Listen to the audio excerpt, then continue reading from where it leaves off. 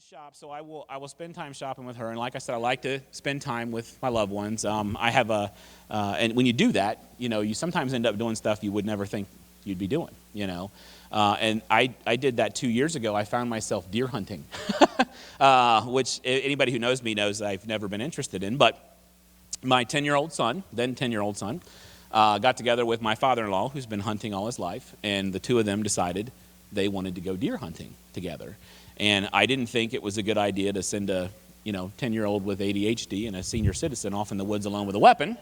So a hunting I would go, that was kind of the situation. So it was a new experience for me, but it's interesting. Are there any hunters here? Any deer hunters in the room?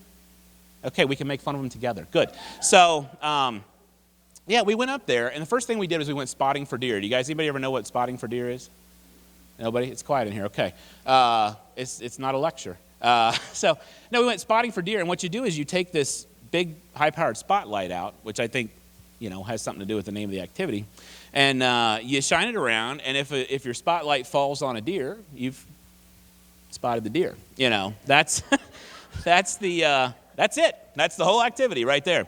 And because I don't know what the point is, you can't shoot them at night. I did find that out. So I don't know if you're hoping they'll stay there till morning, or what the deal was. But we did that. I learned, speaking of morning, you have to get into the woods early as a hunter. I don't know how many of you know that. You want to be up and in the woods ready to go before the sun comes up, okay, which was perfect for me because I oftentimes get awake in the middle of the night and think, there's someplace cold and dark and uncomfortable I could go right now.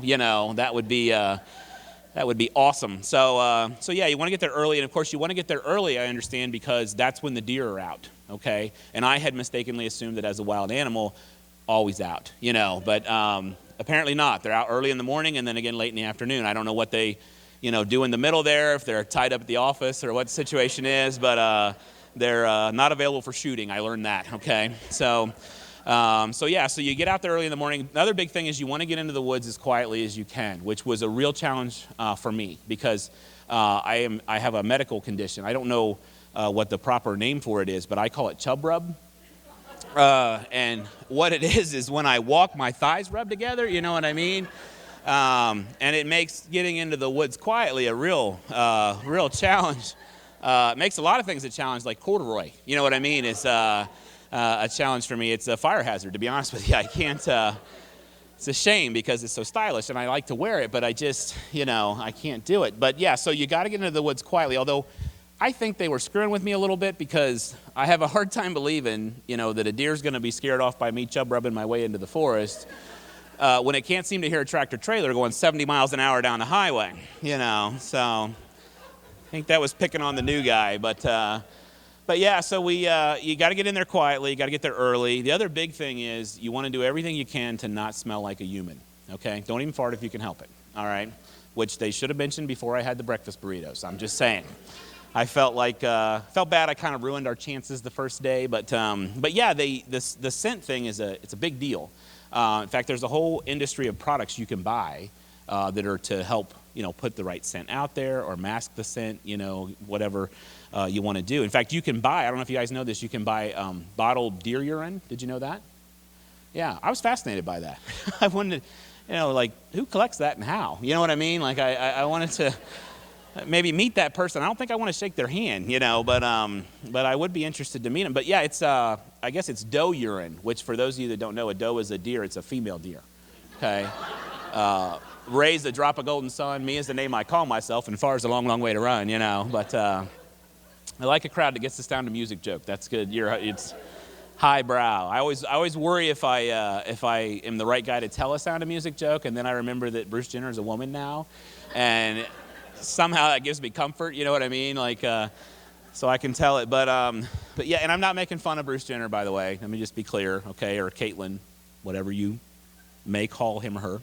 I can relate to, identifying as something that you're not every now and then. It happened to me today, in fact. I briefly identified as Michael Phelps, the Olympic swimmer, okay? I had like 12,000 calories for lunch, you know what I mean? So obviously not netting the smooth swimmer's build, okay? But yeah, it happens. But where was I? Oh, deer urine. So So it's doe urine, and apparently you can put it out to help attract a male deer that might be interested in mating, which, as you would assume, most of them are. And it's especially effective during the season of the year that they call the rut. And the rut is the time of the year where the female deer is the most interested in mating. And I was a little familiar with this because we have a similar season at my house. We call it my birthday, okay? Similar scenario. I've never tried peeing all over the bedroom, you know what I mean, to see if that would help things, but yeah, very similar type of thing. And I did learn a lot the first time we went out hunting. I also learned some. My father-in-law had asked me to go with him to a buffet banquet at the local Sportsmen's Association where the keynote speaker was going to be a big rack hunter.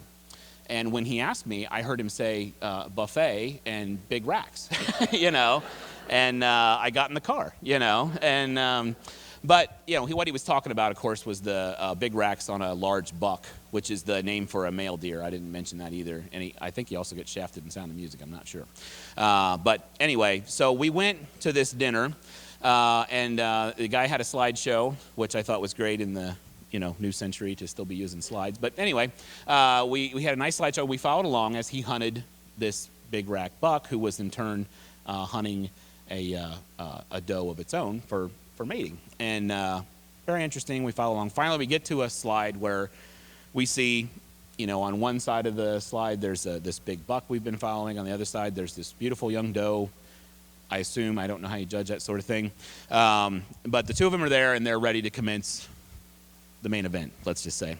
And, you know, it was about that time the guy giving the presentation, he plays this sound effect of like a boom, you know, to simulate his rifle going off.